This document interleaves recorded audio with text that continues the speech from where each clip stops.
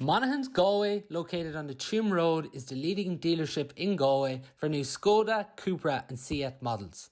Now is the perfect time to order your new car or visit Monaghans.ie. You're welcome along to the Maroon and White pod. So this evening I am joined by Cappataggle Senior Hurling Manager Steven Creaven to look back on Cappataggle's year as a whole in the Galway Senior Hurling Championship, where they just came up short in the county final to Loughrea. Stephen, a few weeks on, how has it been for you since the county final? Yeah, a bit mixed. First week was fine until probably the Friday or Saturday was a bit it kind of hit me then, but um yeah, you can't dwell on it too much. I have a 2-year-old child here and a fiance that's pregnant, so it's you get back to normality pretty quick. But yeah, look, obviously for the club in a whole, it was huge. The club is still buzzing after it, even though we were better ultimately, but it's brought a great kind of buzz around the community and kind of lifted the spirits around the place. But yeah, the players, I think, obviously were disappointed, but they enjoyed the week or 2 weeks maybe. Um, but yeah, it's disappointing, but such is life. Do you watch it back straight away, or do you just forget about it or try? Well, not forget about it, but try and park it somewhat. Park it somewhat. I haven't watched it back. I don't think I will, to be Yeah. honest. I can remember enough of it. Remember the key incidents, but Yeah. um, no, I haven't watched it back. I haven't planned to watch it back either. I probably will in time, but um, yeah, I just don't want to relive it yet. Yeah, for sure. The county final as a whole, you just talk about it there that the club was probably is still on such a high after it. But what has it done for Cappataggle as a community to get to your first county final? It's huge. Like not only for like you can take the senior team out of it. It's for them it's brilliant, but for the underage, it's massive. We're a small club, small parish, small numbers. It was only last year there was a discussion about joining up at Ballinasloe and that kind of fell through. We even the junior this year we only had 15, 16, 17 at games. Under 20s, it was really tight, but this should bring a real enthusiasm around that again, especially the underage. We did a training session with the underage a couple of weeks ago, and there was, I think, 30 or 40 kids down there. It was brilliant. But yeah, for the small girls, small boys around the club, the Camogie, the thing, it's brilliant. And the community in a whole, I think, has really benefited from it. And, other clubs would say the same thing, but talking to older people around the community, that the life it's brought to them, um, the extra pep in their step, and just the enjoyment of that occasion, I think was brilliant. So hopefully, yeah, it'll have a lasting effect for the next couple of years, and kind of help develop the next crop of underage stars into senior stars. Coming from a rural club myself, Stephen, like this is massive even for rural clubs that look around the county and take inspiration from this because there's no point in saying otherwise to the areas, I suppose, that are closer to Galway, and even we've seen it with the likes of the big towns. Even if you look at Loughrea, like there is obviously numbers there. You look at Clanbridge, you look at some of the other clubs. Like this is massive for rural clubs in Galway. Yeah, it's huge. Yeah. Again, someone different, someone that was probably unexpected, outside of our group. I don't think anyone was expecting us to do anything significant, but it's brilliant for Galway hurling in the whole. That it was two different teams in the county final, but again, you kind of had Loughrea, who's been thereabouts the last couple of years, but someone different um, popping into that frame as well. It's kind of probably giving everyone else a bit of a lift as well to say, well, if Cappy can do it, why can't we? So. Um, yeah, hopefully it should make the Galway Senior Championship a bit more exciting and competitive next year, I think, because everyone will feel like they have an opportunity to get there. So, On Cappataggle, what makes it such a special club? it's a good question. I know people outside of Cappataggle would like think we're talking crap, but it's a very special club. Like we're very tight knit. Um, Kira to call it say we're clannish, but we're not. We're just. I think we're very tight knit. I think we're again, we don't have massive numbers. So the group you start hurling with it under 8, 10 is the same group that you have the whole way through. Like we have six sets of brothers in the senior panel. Um, a lot of cousins. My own first cousins playing James and goals. I grew up with a lot of the lads, so I think it's just the willingness to. I think it was like no matter what's happening, it's always one of your clubmates that'll come to your help. Josie Hart said years ago, when your cow is stuck in the bog, it's the lad that's playing cornerback beside you that you give him a ring to dig you out, and that's very much evident in our club. I think we're, from Seamus Garvey to Sean Stanker to, everyone. It's about the club, and it's about trying to make the community, the club, everything better. There's no kind of egos down there. There's no kind of a guy that's selfish about it. It's about how do we make the group better, how do we make the community better underage. So yeah, it's hard to say we're more special than anyone else, but as a Cappataggle person, I do think we're a very special club. Yeah.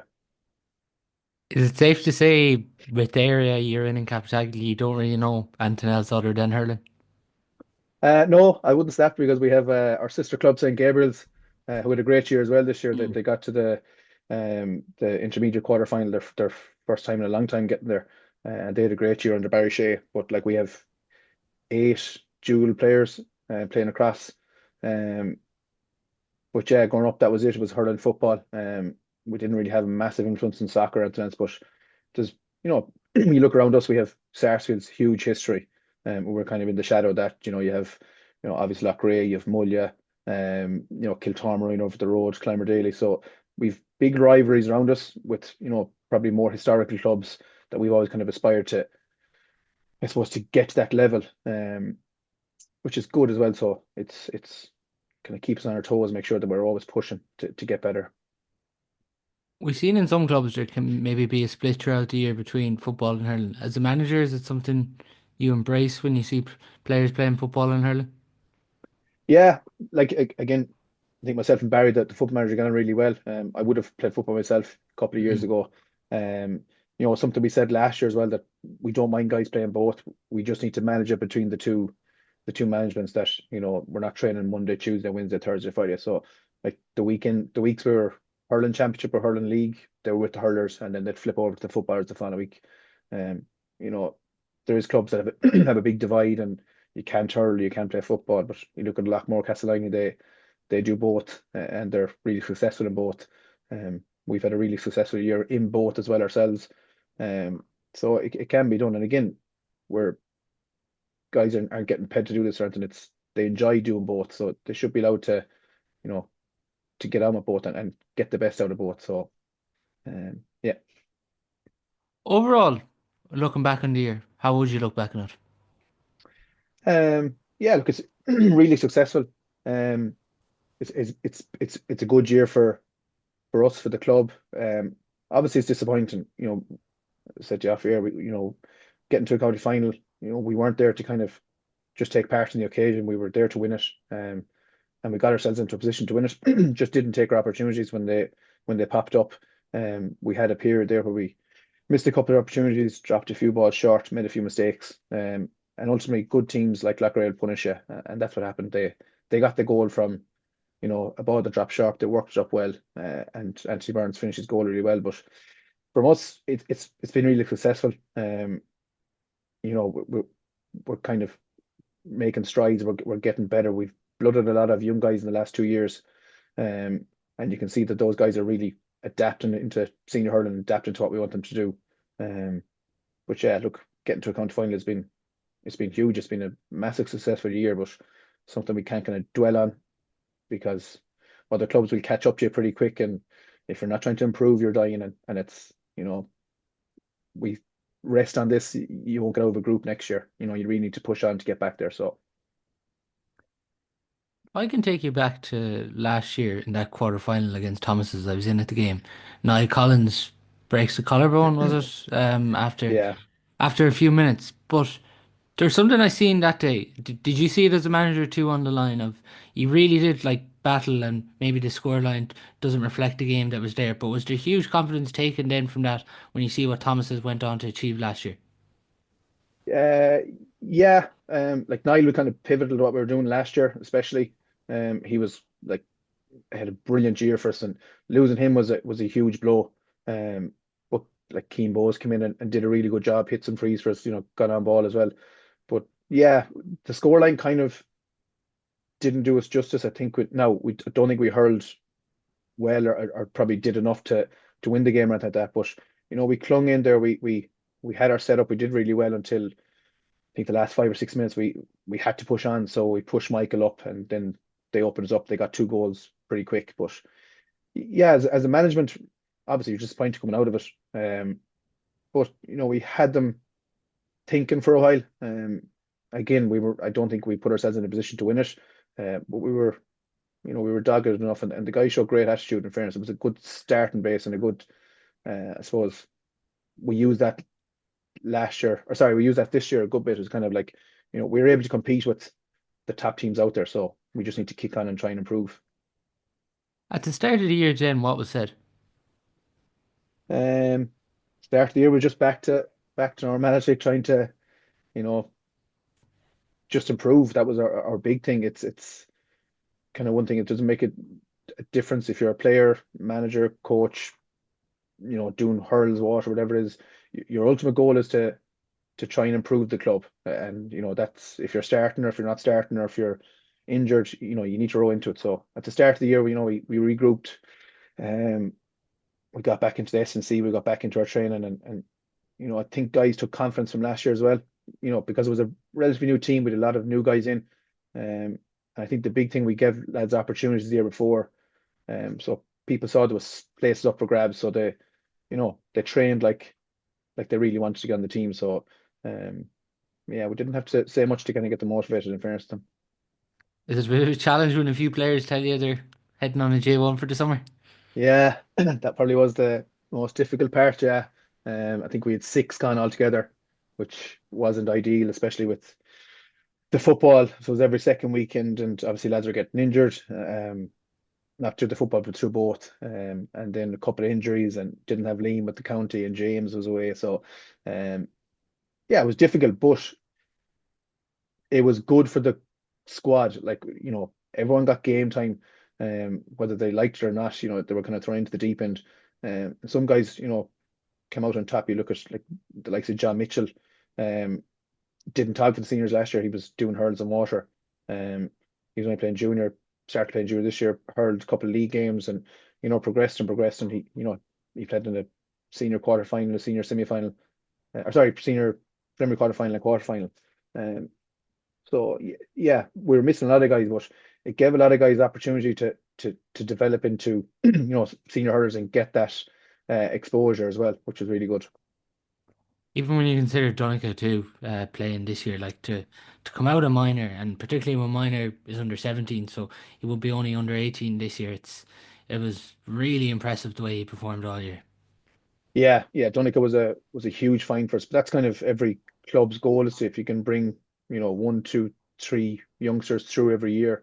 Um, it shows the progression. But like we had Donica and Keen Stanker joined the panel this year, but they trained all last year with us, so they had that exposure. But yeah, the two of them are really good lads. Donica, he got his opportunity in the league, and he took it. He was really, really good, solid the whole way through. And then once we got to championship, he was just a different player altogether. He's so just confident, really good on the ball, never panics. He looks like he's slow, but he's not. He's just methodical in what he does, and he picks the right pass, he makes the right decision every time. But yeah, he's been brilliant. But again, that's no fluke. Donica was on a county minor panel last year. It's called into the 20s last year as well, or sorry, this year. So Donica's really good, has loads of potential. Um, but yeah, in fairness to him, he was just, yeah, really good when he got his chance. Did you feel you needed to freshen up the backroom team somewhat this year when you brought Liam Donoghue in?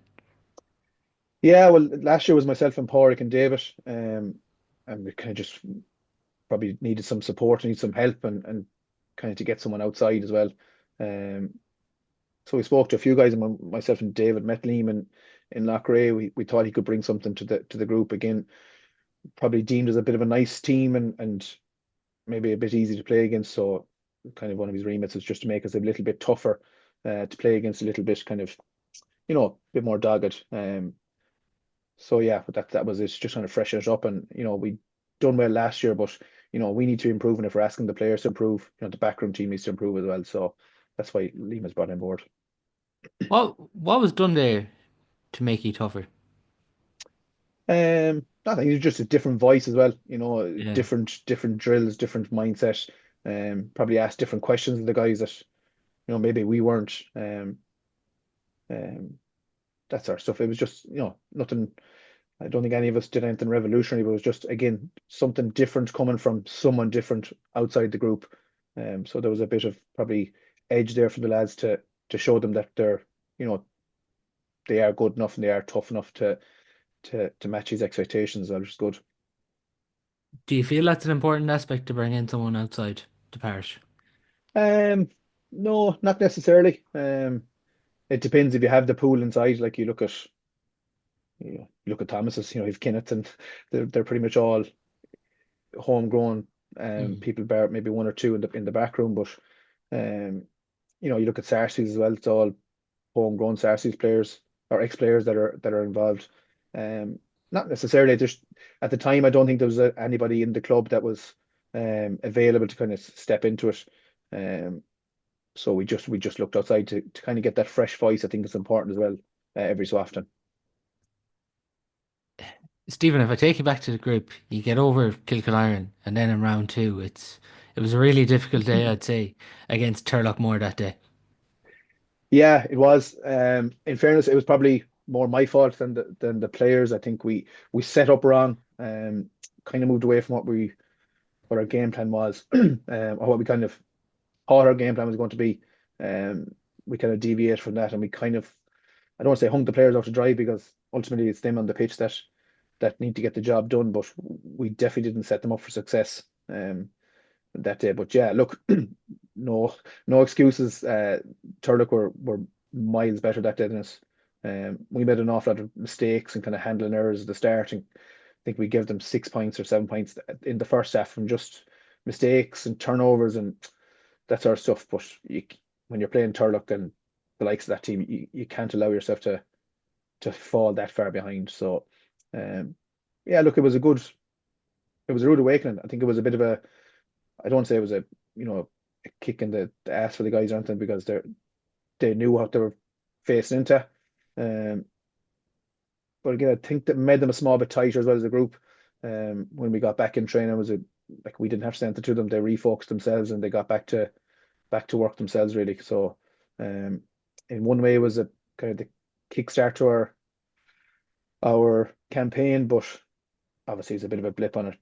But it was our second group game. The guys were back, I think, the week before the first round championship. So it was sorry, it was yeah, it's the second time we had everyone available all year. We played a Hascapone in a challenge the Friday night before, the weekend before the first round championship, and we took a heavy beating just because the guys were just back from America. Haskell were really, really good, and they gave us a bit of schooling, to be honest. Um, so yeah, we were kind of gradually improving, but we just had guys back. I think Liam would admit he probably wasn't as fit as he was going over to America as he was coming back. And same with other guys as well. It took us a while to get going, but um, we did eventually. Yeah. Are you concerned at any stage there after round two? No, I wouldn't say I'm concerned. Obviously we look. You don't want to getting. I don't mind getting beaten. I've always said to the lads, if we get bet, that's fine. Once we get bet on our terms, and we're competitive, and we go out and hurl the way we can hurl, but just didn't turn up. We thought we were set up wrong from our side, and then some of the players just didn't have good days. So it was a concern from that front. But I know what's in the players. Well, the group are really good. I knew we'd kind of regroup and go again. And again, you kind of not going to be defined by the second round of championship either. It's kind of how you react to that. Um, I'd rather have taken that heavy beating in the second round of the championship than in a prelim quarter final or a quarter final where the stakes are a lot higher and you're knocked out. So, Did you change anything after the Turlock game? um, I don't think we changed anything. I think we were kind of going back and forth between game plans and kind of how we are setting up the team, and it wasn't helping the guys. So I think management met and pretty much said this is how we're setting up, and we kind of passed that message on to players, and for the next couple of weeks, that's what we focus on, trying to get that nailed down and kind of get our setup and our, I suppose, our house in order, and then everything else will look after itself. But that's pretty much all we changed. We just kind of doubled down on how we were going to do things, and made sure players understood the roles they were asked to play, and you know made sure they were comfortable in the positions they were in. You're very like with that game in round three against Mulla. People were obviously talking about your record against Mulla as a club going into the game, Yeah, and then the game against Mulla, like they really push you to the pin of your collar, and it wasn't really until the end where you just grabbed that victory in the end. But that was that was probably the final moment too. yeah, it was. Yeah, like we knew it was going to be tough. We historically struggled to win against Mully. I think they've beaten us more than we've beaten them, in senior, probably in intermediate as well. Um, but yeah, we knew they were going to come with everything. They were fighting for their lives. We were, obviously needed a win to guarantee to get through. Um, but yeah, again, we were kind of getting stronger as the game went on.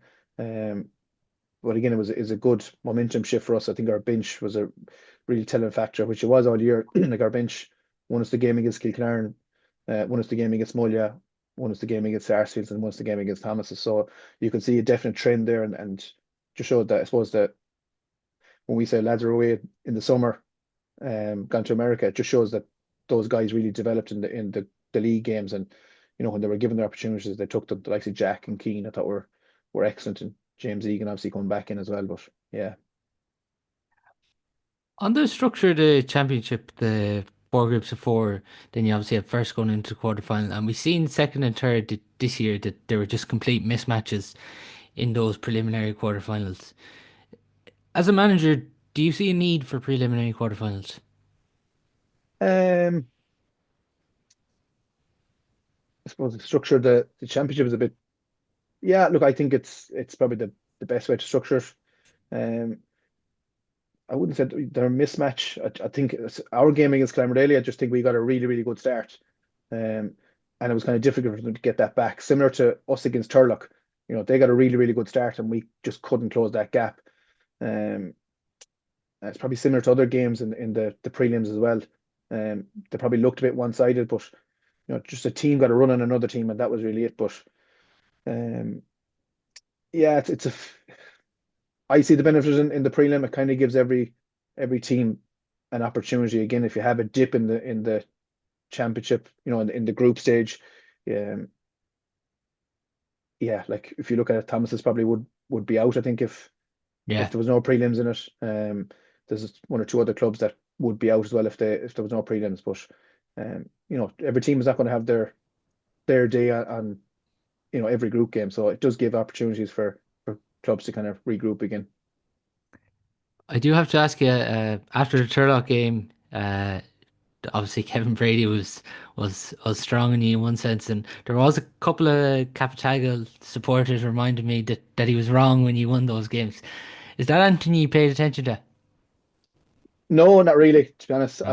I actually didn't hear them, but I think Kevin was probably wrong more than he was right, in the after the year. To be fair, um, but yeah, look, I think anyone outside of our group wrote us off. I think we were wrote off before the Kilkenarn game.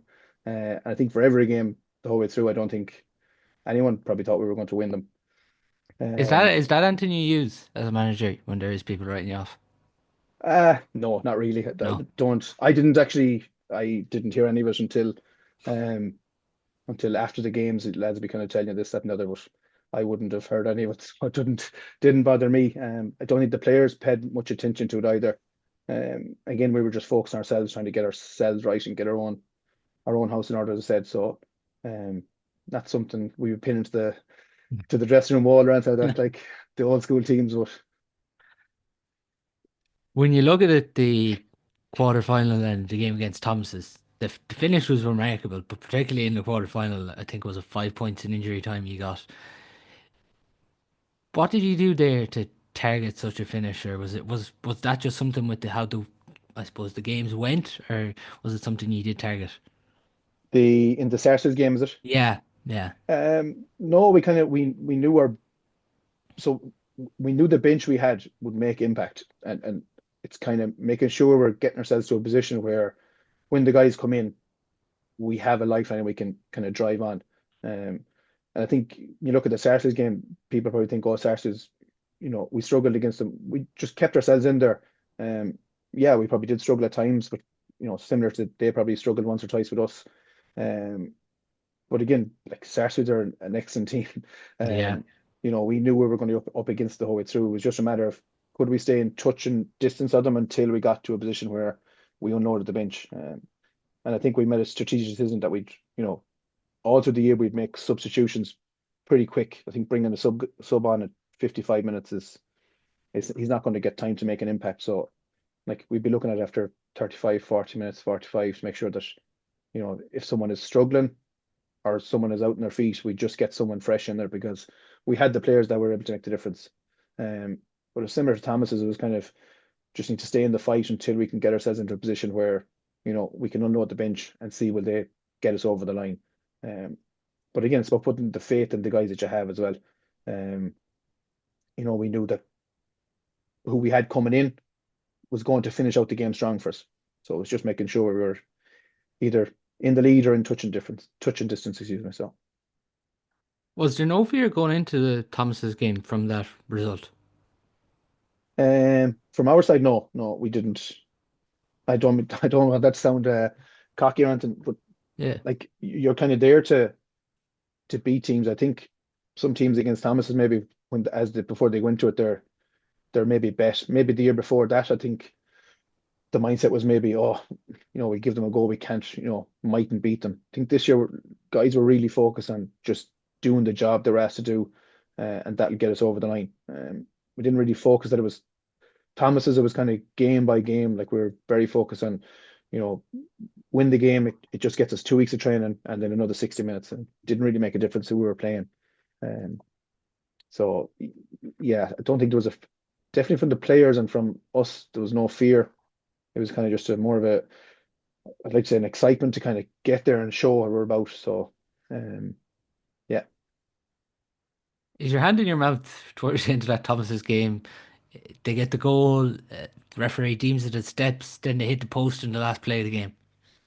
Yeah, I didn't actually see the goal going in. I seen Liam Gordon turning, whistle to his mouth and pointing, and I turned. I didn't actually realize he went in the net until I think a couple hours after the game. Someone said it to me. Um, but yeah, look, Thomas, I said after the game, like they are a generation team. Like they have changed the landscape of Galway hurling, and what they've done will never be done again. But like you don't have Thomas's best until you're probably sitting at home in Cappataggle again, an hour after the game, because they will keep going until they can't go any longer. And Ian approved that, hitting the post from that tight angle, 2 inches to the left, and we were going to extra time.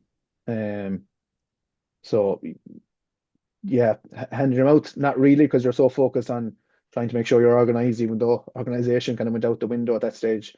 Um, but yeah, like again, there isn't much we can do. That kind of thing. You're just hoping that the players just fight it out with them, and that's what they did. They went toe to toe with them, and thankfully we just got the rub of the green when it matters. That was it.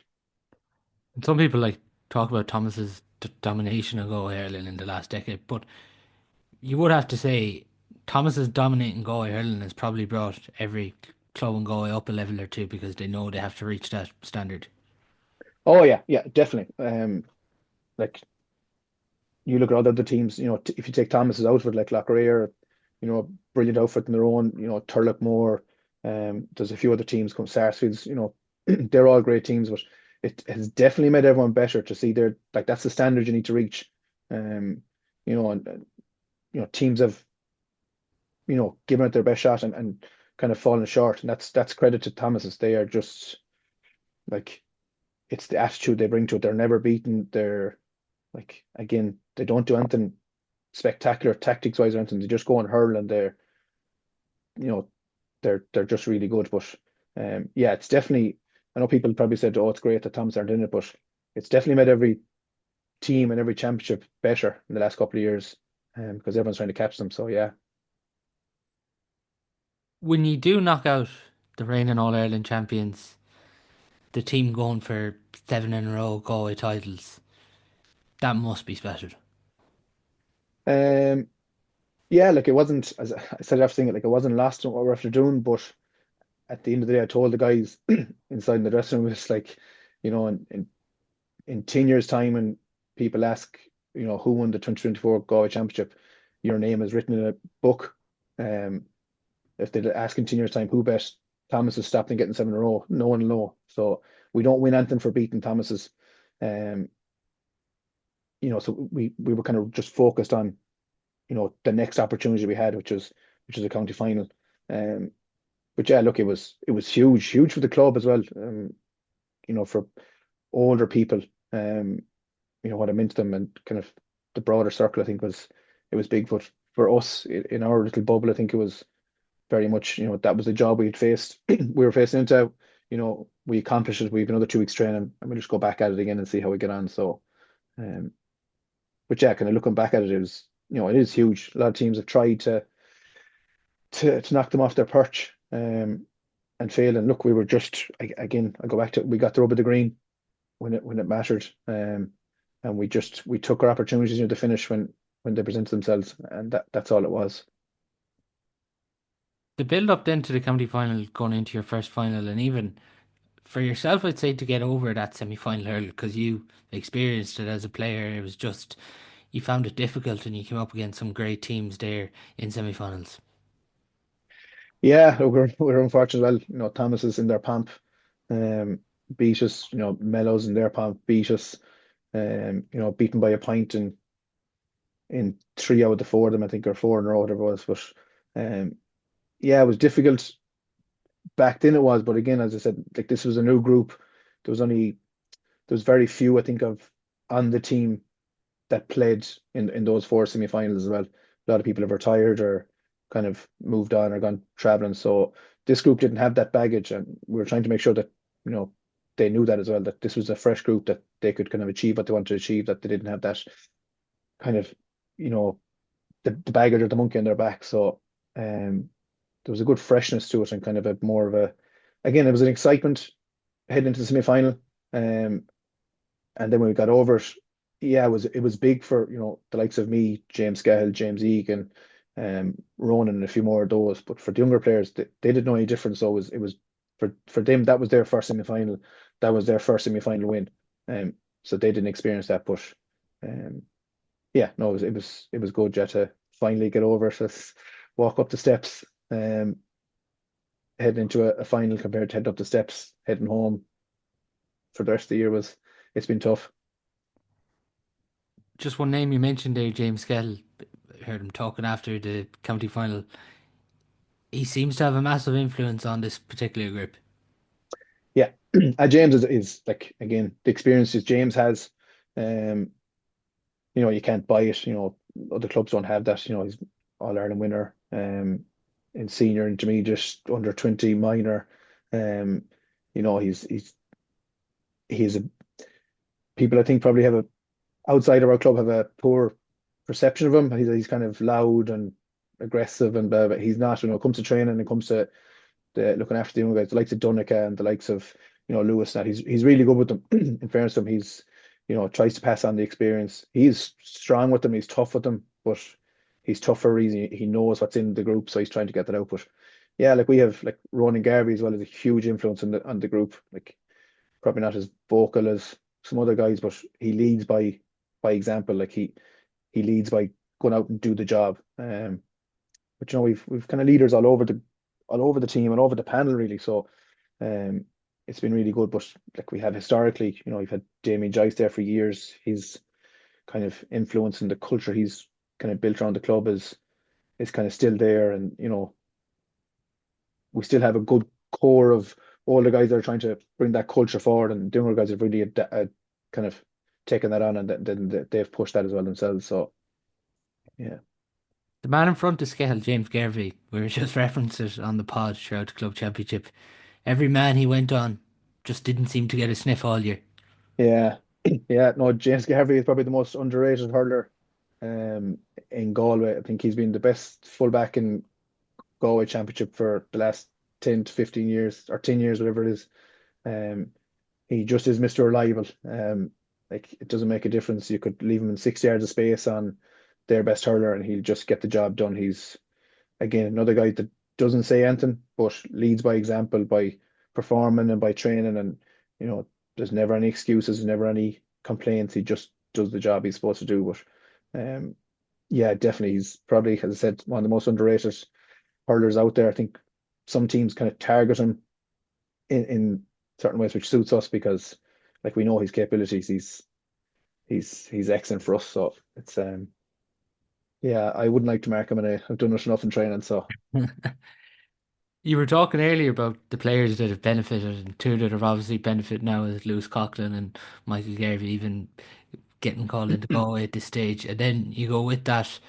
When you have three forwards like Liam, Niall, and Ja, like a lot of clubs cry out for three scoring forwards like that. yeah, yeah, I think we're very fortunate to have the three guys, but um, they can't do it on their own either. So they have the Yeah. likes of Orne, David, Malone, Ronan, Keane, Jack, all them that are there as well. But yeah, look, I think we're very fortunate that the three guys have. I suppose the three of them are there together. The three of them are brilliant in their own right. They're all a bit kind of unique. Um, but yeah, they're like we are very, very fortunate, and it's up to us then to get the best out of those three as well. Like they can't do it on their own.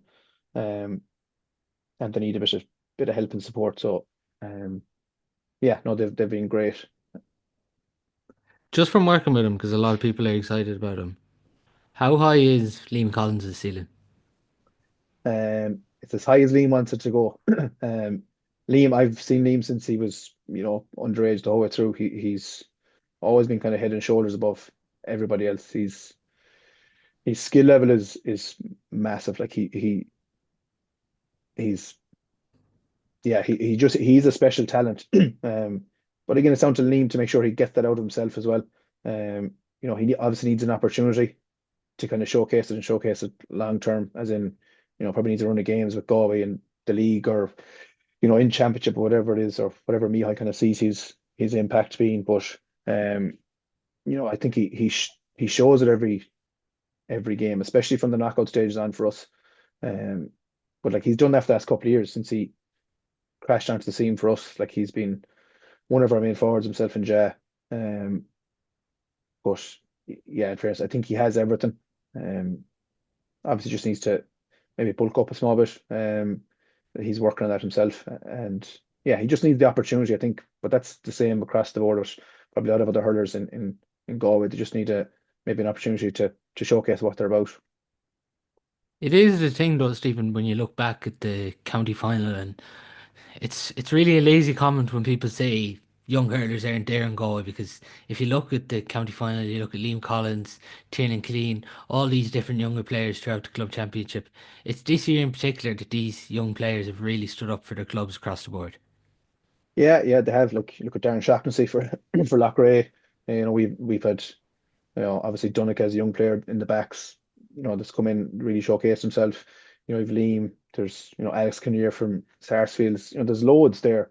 Um, and yeah, it probably is a lazy comment that we don't have the hurlers, but until we give them the platform to develop, they're not going to be ready. And we can't wait until, oh, he's ready to go now. I think, you know, you kind of need to throw them in and see how they get on. And look, not telling me how he's all anything, but he's going to have a look at a lot of players, but it's about giving them that opportunity to see how they get on, and they're either going to sink or swim, and it's kind of it's again giving them the platform to see how they get on, and can they develop into the hurlers that we think they can be, because there's loads of talent out there from you know across the board, intermediate, senior A, senior B, the whole way through.